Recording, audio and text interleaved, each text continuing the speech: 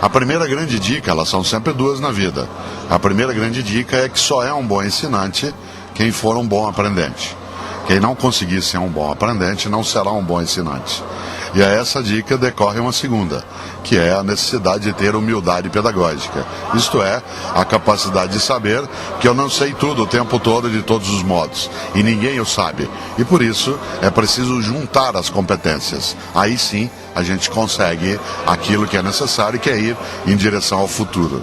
Essa dica ela serve para a gente compreender a necessidade de não estagnar, de não interromper um processo de vitalidade que vem exatamente pela capacidade de aprendizado contínuo, de renovação, de abrir a mente, de ser capaz de, entre outras coisas, não se considerar nunca completo, pronto, feito por inteiro, que em latim é perfeito.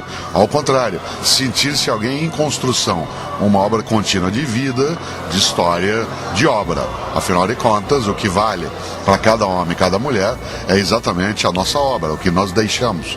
Os chineses dizem uma coisa especial: quando a partida de xadrez termina, o peão e o rei vão para a mesma caixinha.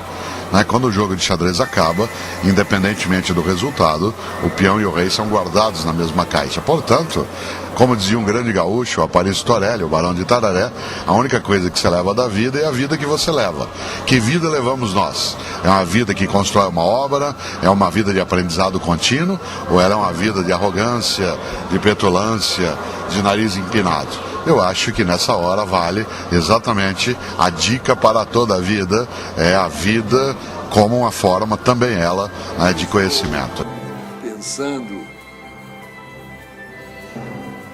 há muito tempo em propor um novo tipo de professor. É um professor que não ensina nada. Ele não é professor de matemática, de história, de geografia. É um professor de espantos. O objetivo da educação não é ensinar coisas, que as coisas já estão na internet, estão por todos os lugares, estão nos livros. É ensinar a pensar, criar na criança essa curiosidade, que para mim, esse é o objetivo da educação, criar a alegria de pensar.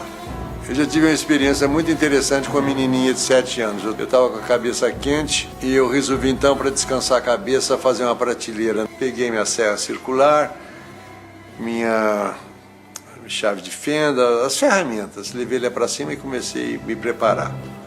Nessa hora chegou a minha empregada com a filha dela. Sua empregada disse bom dia, não cumprimentei e foi embora. A menina não foi embora, ela ficou parada lá. Ela estava intrigada com os objetos que estavam lá. Ela queria saber o que era aquilo. O que esse homem vai fazer com isso? Ficou parada lá. Aí eu peguei a trena, abri a trena. Ela disse, que é isso? Isso é uma trena. Para que serve a trena? Serve para medir.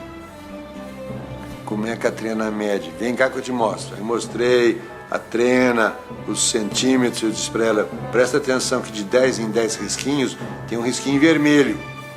Você veja o que eu fiz? Eu ensinei o sistema decimal para ela. Ela percebeu que as coisas em pacotinhos de 10. Essa é a situação certa para o ensino. Quando o que o professor fala provoca a curiosidade da criança e a criança interage, a criança pergunta. Como é que incentiva a leitura? Não é mandando ninguém ler, porque a relação com a leitura é uma relação amorosa. Eu vou lá não é porque o professor mandou. Quando o professor manda, já estragou. Então você tem de criar o gosto pela leitura. E você cria o gosto pela leitura, não mandando ler, mas lendo.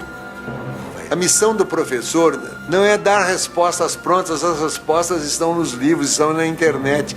A missão do professor é provocar a inteligência, provocar o espanto, provocar a curiosidade,